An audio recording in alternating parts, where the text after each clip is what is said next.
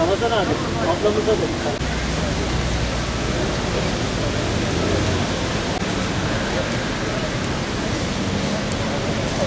Gazze'ye selam, direnişe devam. Gazze'ye selam, direnişe devam. Kahrolsun İsrail, kahrolsun Amerika. Yardımcısı olsun, bizler de onları destekliyoruz inşallah. Ve Malatya'mızdan aykırıyoruz bir kez daha. Hamas'a selam, direnişe devam. Hamas'a selam, direnişe devam. Aynı zamanda Yaşasın küresel irtibata. Bismillahirrahmanirrahim.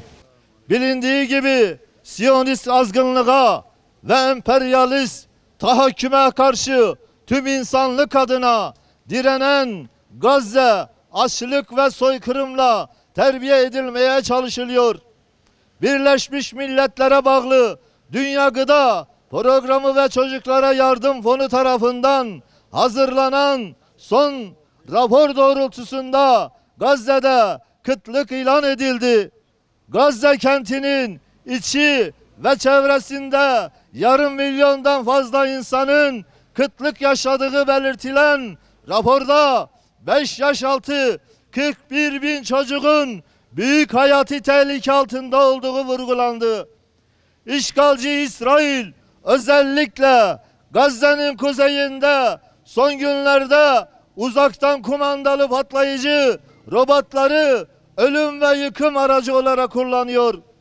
Gideon arabaları ve 2 operasyonunu başlatan işgal güçleri Zeytun, Sabra, Şucaiye, Tufah, Cebaliye, Belde ve Nezle gibi mahallelerde binlerce konutu tamamen ya da kısmen yıkarak bütün semtleri haritadan silmeyi ve kısıtlama bir demografik değişimi hayata geçirmeyi hedeflemektedir. Devletler nezdindeki ölüm sessizliğini ve güçlünün hukukun geçerli olduğu uluslararası düzendeki çürümüşlüğü bir imkan olarak gören Siyonist İsrail bir yandan Gazze'yi tamamen işgal etme planları yaparken diğer yandan da Batı Şeria'yı kuzey-güney ekseninde ikiye bölecek olan Ebir bölgesindeki sözde yerleşimci terörüne zemin hazırlıyor. Uluslararası toplumda kıyamet yerleşimi olarak kabul edilen bu projeye göre işgal altındaki Doğu Kudüs ile Batı Şeria'nın en büyük yerleşim bloklarından Maale, Adimum arasında yer alan yaklaşık 12 kilometrelik bir arazide 3400'den fazla yeni konutun inşası öngörülüyor. Böylece Siyonist rejim hem Gazze'de yürüttüğü soykırımı tehcir politikasına dönüştürmeyi hem de Batı Şeria'daki eşkıyalık düzenini genişletmeyi amaçlıyor. Korsan İsrail'in soykırım politikasına çanak tutan büyük şeytan Amerika ise her zamanki gibi sömürgeci ajandanın en önemli destekçisi ve işbirlikçisi olmaya devam ediyor. Birleşmiş Milletler'in kıtlık raporunu güvenilirlik ve dürüstlükten uzak olarak nitelendirerek Gazze'de yaşanan katliamlara göz yuman ABD ateşkes görüşmeleri bağlamında yürüttüğü arabuluculukla güya Gazze için çaba sarf ediyormuş gibi bir izlenim oluşturmaya çalışıyor.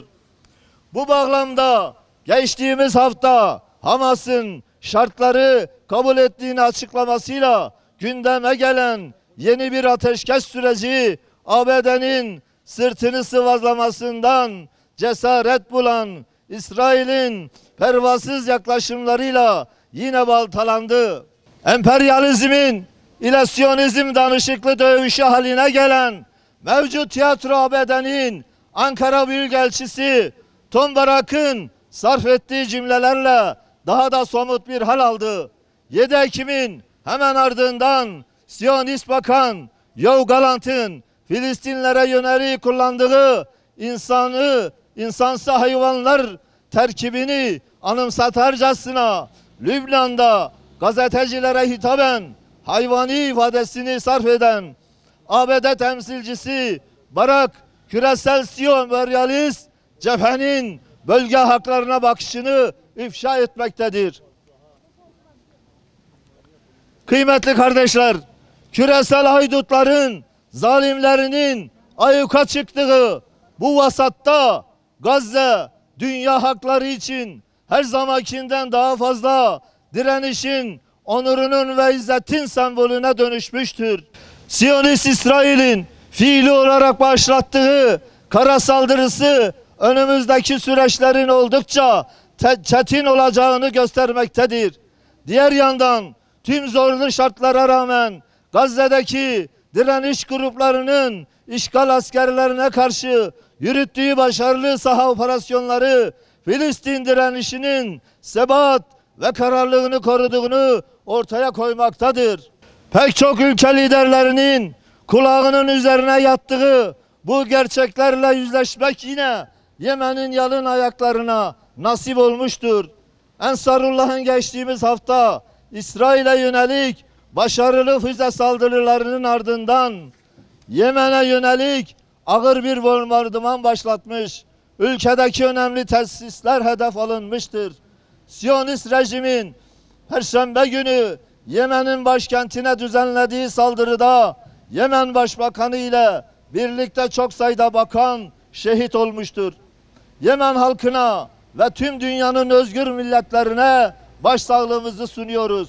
Bugün fakirlikle ve imkansızlıklarla boğuşan Yemen'in aldığı bu inisiyatif Filistin adına yapılabilecekler hususunda hiçbir ülkenin bahane üretemeyeceğinin açık bir delilidir. Yemen'in cesur liderlerini ve halkını selamlarken Türkiye dahil olmak üzere İslam ülkelerinin önemli bir kısmının gerekli adımları atmaktan imtina etmesi utanç duyuyoruz. Haftalardır bu meydanlarda iktidara aykırıyoruz.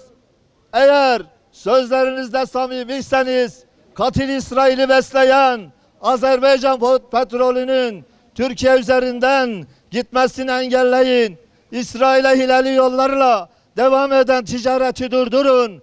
Limanları Siyonizme gerçekten kapatın.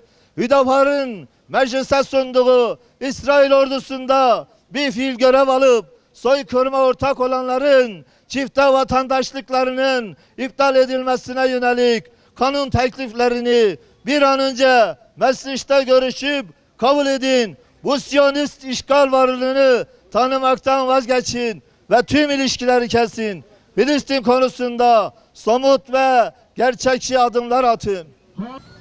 Geçtiğimiz hafta yaşanan bir gelişme bu taleplerimize dair kısmi bir ilerleme olduğuna işaret ediyor.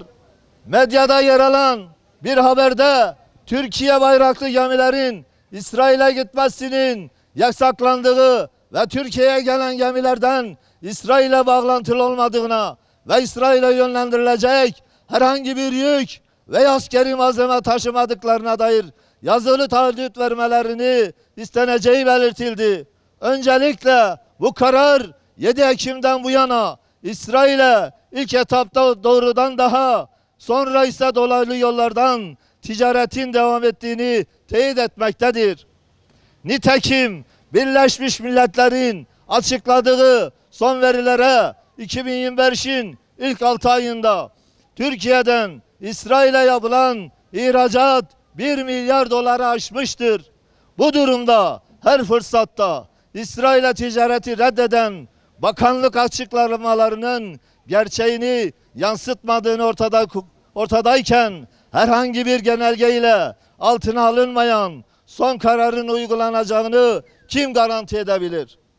Nitekim Türkiye'li nakliye şirketi Medcon, Lines'in yasağa rağmen Türkiye'den İsrail'e hizmet eden devam edeceğini açıklaması bu kararın pratiğine ilişkin mutlağı net bir şekilde ortaya koymaktadır.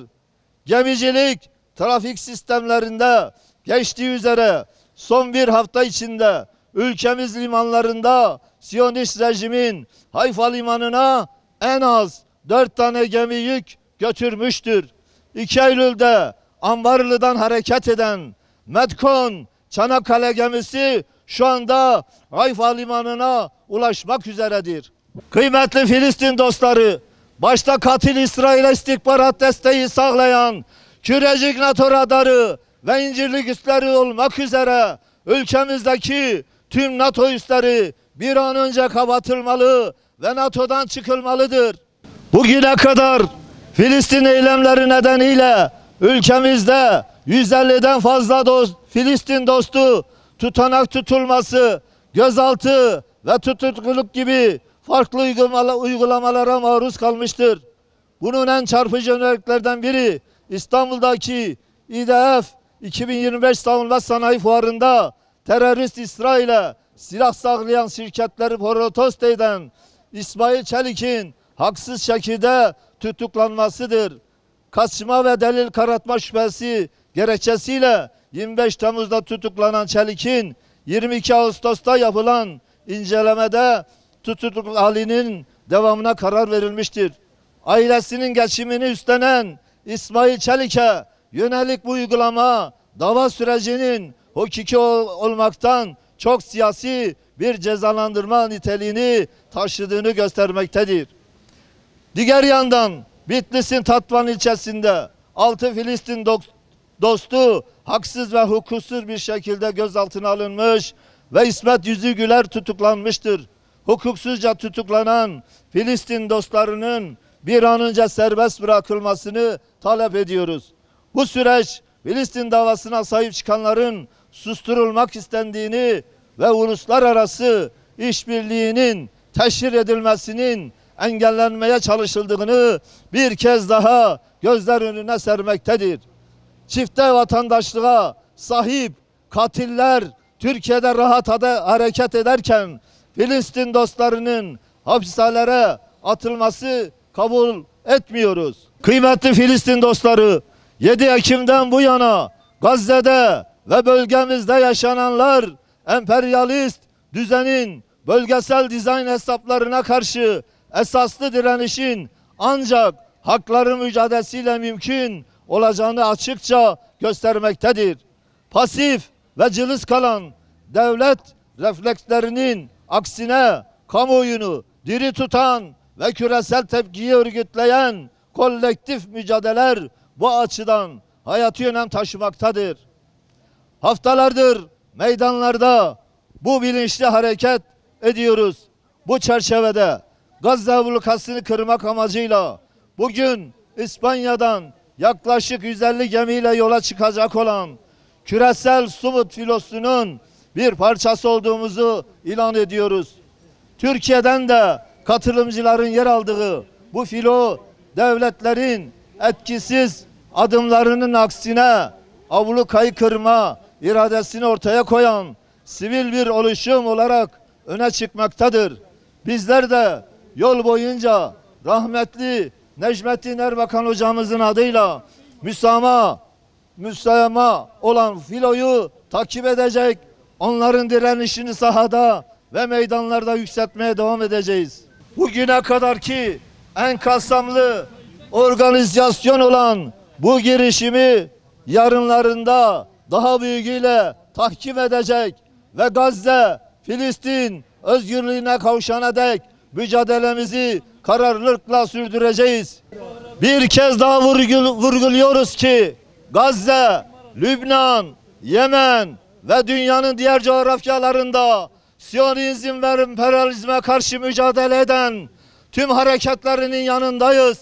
Türkiye'de bu küresel direniş hattının bir parçası olarak sürdürdüğümüz anti-emperyalist ve anti-siyonist mücadelemiz başta Gazze olmak üzere tüm Filistin özgürlüğüne kadar devam edecektir. Küreciyi kapat, İsrail'i kör et. Küreciyi kapat, İsrail'i kör et. Laf değil, icraat. küreci